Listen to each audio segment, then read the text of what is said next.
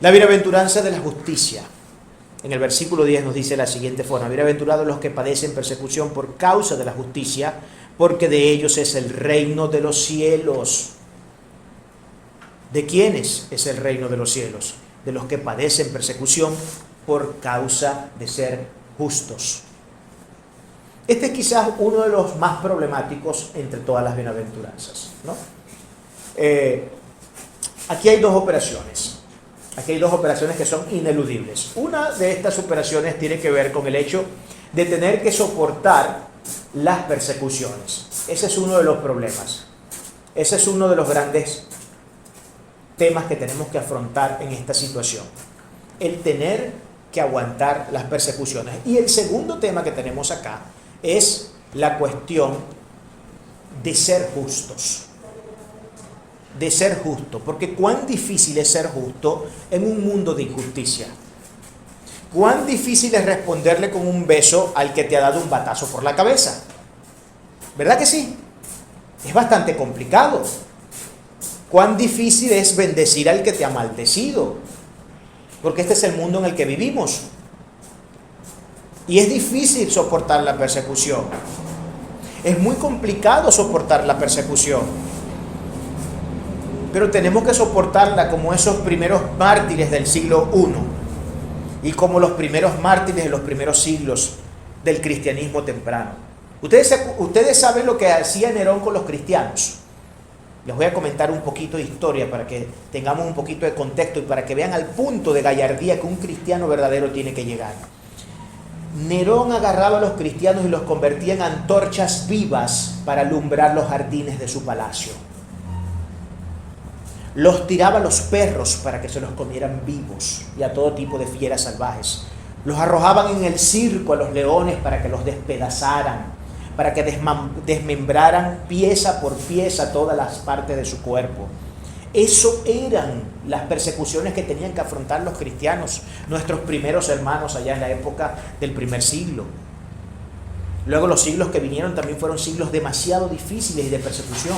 Sí que es cierto que hubo en algunos momentos tiempos de aparente paz. Pero por regla general, la cristiandad siempre ha sido una religión muy perseguida. El cristianismo siempre ha sido la religión más perseguida de la faz de la tierra. Y es claro, el árbol que da fruto es al que necesitan tirársele piedra. Yo no le tiro piedras a una mata que no tiene mango. Yo le tiro piedra a la mata de mango cuando tiene mangos. Ahí es cuando yo le lanzo piedras. Y ya nosotros pudimos ver la semana antes pasada, cuando dimos el seminario, la conferencia del legado que la reforma protestante y la Biblia le ha dado al mundo occidental. Con semejantes bendiciones, ¿cómo no vamos a recibir el odio, el rechazo y la envidia de la gente? ¿O es que usted cree que el enemigo que tenemos se va a quedar tranquilo? El enemigo que tenemos no se queda tranquilo. Y mientras más cosas buenas nosotros hagamos, más él va a intentar hacernos caer. Más nos va a hacer caer. O va a intentar hacernos caer. Pero tenemos que saberlo resistir, sometiéndonos a Dios para que Él huya de nosotros. Porque es la forma de hacerlo, esa es la fórmula que presenta la Biblia. La fórmula que presenta la Biblia no agarrar, reprender, hacer ayunos. No, mijo, resistirlo. Ustedes pueden hacer los ayunos que quieran. Y yo no estoy diciendo que los ayunos son malos, hay que ayunar. Usted puede orar lo que quiera, tampoco estoy diciendo que orar es malo, hay que orar. Todo eso son imperativos bíblicos. Hay que orar, hay que ayunar, hay que vigilar, hay que hacer todo eso. Pero eso no es lo que va a detener al diablo. Lo que va a detener al diablo es que cuando él venga a ofrecerle el caramelo, usted se lo rechace. Lo que le va a hacer huir al diablo es que cuando él quiera venir a ponerle los 2 puñales que necesita para ir a apuñalear a aquel que le acaba de hacer una vejación, usted no los agarre o sí, agárrenlos, pero se los pone por la cabeza a él. Resistirlo. No caer en el jueguito. Porque yo conozco mucha gente que ora y tiene horas metidos en el cuarto y después que sale no muy bien, le sale la primera mala del día y ya quiere agarrarla con todo el mundo. No, compadre, no estás resistiendo nada. O sea, esta oración no sirvió para nada. Así no funciona el cristianismo. El cristianismo es pragmático en ese sentido. En ese sentido es pragmático porque tiene que haber operatividad, tiene que haber la puesta en marcha de un ejercicio real. que consone, no que disone, fue lo que el Sagrado Texto indica. Eso es lo que tenemos que hacer. Es difícil aguantar las persecuciones. Y sepa usted que ya estamos en tiempos de persecución. Nosotros acá todavía estamos muy tranquilitos. Nosotros acá todavía no tenemos problemas, hermanos, al menos no a nivel nacional, no a nivel de que, no sé, se hayan dictado edictos desde el gobierno nacional en contra de iglesias evangélicas y que no puedan abrir, o que ningún cristiano tenga el derecho de salir a una plaza y públicamente predicar el evangelio porque enseguida le sale cárcel o le sale una multa de unos cuantos cientos de dólares. Esas cosas no las vivimos aquí todavía, pero hay muchos países que sí las viven. Hay muchos países donde es completamente prohibido ir a una plaza pública y predicar el evangelio. Y te llevan a las autoridades, te llegan los policías. Aquí todavía tenemos muchas libertades en ese sentido y tenemos que aprovecharlas, hermanos. Pero la persecución es ineludible. Y ya el mundo cristiano está afrontando persecución en todas partes. A lo mejor no es una cuestión a nivel ya de legalidad institucional, pero sí son cosas que podemos comenzar a ver, por ejemplo, en lugares donde nosotros hacemos vida, como por ejemplo un trabajo, por ejemplo, en la universidad. ¿Con cuántas personas a veces nos tenemos que enfrentarnos? A mí me ha tocado enfrentarme con gente, tanto en mi área laboral como en el área como estudiante, a gente que eran enemigos de mi fe y que me encaraban y me querían decir y hacer el ridículo conmigo. Eso es persecución. Que no es una persecución sistemática donde por todos lados te andan dando batazos o que de manera institucional a través de una ley ya establecida te lo hagan, pero siempre nos vamos a encontrar personas que nos van a adversar. A veces es un familiar que vive al lado del cuarto de nosotros, quienes nos recrimina el que hagamos lo que hacemos para el Señor, nos recrimina el que nos congreguemos, nos recrimina el que esto, y nos quieren convencer de lo contrario. Eso es persecución. Cuando maldicen nuestra religión, cuando maldicen a nuestro Señor ante nuestros ojos, delante de nuestra cara, eso es persecución. No es que la gente tiene un mal concepto de persecución. La gente cree que persecución cristiana es literalmente ver al cristiano corriendo como un policía atrás intentando agarrarlo para meterlo a la cárcel. No, hermano, la persecución se ve en todo tipo de matices. Todo lo que le acabo de presentar son claros ejemplos de que estamos bajo persecución. Ideología de género, por ejemplo. ¿Con cuántas personas hoy no tenemos que enfrentarnos con el tema de género? ¿Con cuántas? Demasiado. Tenemos que enfrentar todas esas situaciones. Entonces, para ello necesitamos tener vigor, templanza, carácter, pasión, amor, sosiego, paciencia, fe y ser, por supuesto, pacificadores.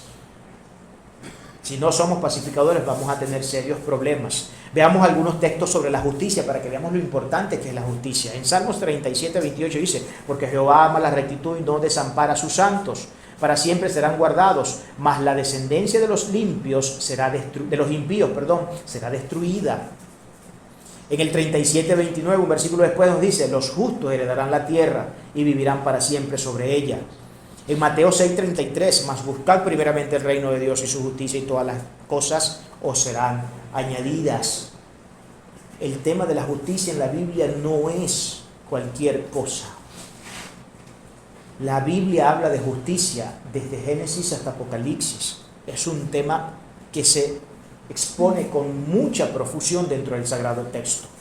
Y bien hacemos en parar nuestra oreja y en hacer que nuestro corazón haga lo que el Sagrado Texto nos está indicando que debemos hacer.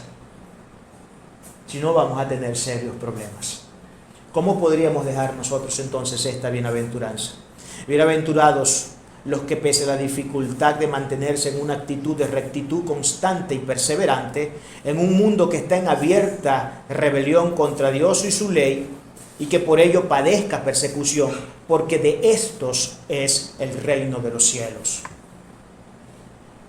¿Saben lo que declaró el poeta Rupert Brooke, uno de las personas que murió joven en la Primera Guerra Mundial? Y esto quiero que sea la forma de pensar de nosotros, porque es la forma de pensar que los primeros cristianos siempre tuvieron metida en su corazón. Rupert Brooke, en la Primera Guerra Mundial, que murió joven, dijo lo siguiente, antes de salir al combate, escribió: gloria sea a Dios que nos ha tenido por dignos de esta hora. Qué bendita conciencia de creyente cristiano es esa. Cuando en vez de salir corriendo y comenzar a lucharnos con Dios y a cuestionarlo en todo porque nos ha salido algo como no quería que nos saliéramos, en vez de eso, un Rupert Brooke, como también hicieron los primeros cristianos, en vez de eso dijeron: gloria a Dios por habernos tenido dignos de vivir esta hora de persecución, de amargura, de dolor, de rechazo, de sufrimiento. Gloria a Dios en los cielos. Porque no hay mejor forma de mostrar amor, de demostrar, porque qué fácil es demostrar el amor al Señor cuando todo está bien y voy para un lugar a sentarme en una silla cómoda con aire acondicionado, a escuchar por hora y media a un pastor hablar y llego a mi casa y todo sigue bien. Qué difícil es cuando tenemos a un Nerón que nos está buscando, como decimos aquí, como palito de romero, para agarrarnos, prendernos vivos, incendiarnos vivos y utilizarnos como antorchas que iluminen el jardín de su palacio. Y aún con todo y ello, esa gente no negaba al Señor. De hecho, la misma prueba de que no lo negaban es que los utilizaban como antorchas, porque habían otros que sí capitulaban. No todos eran lo suficientemente valientes, y yo creo que los que capitulaban eran porque no eran reales y verdaderos cristianos. Habían unos que sí capitulaban y los dejaban tranquilos, pero el que no capitulaba iba hasta el final con su razón cristiana, con el nombre de Cristo por encima de todo. Eso era lo que hacían con ellos. Así que seamos como esos primeros cristianos, seamos como ese Rupert Brooke, podamos declararnos de esta forma.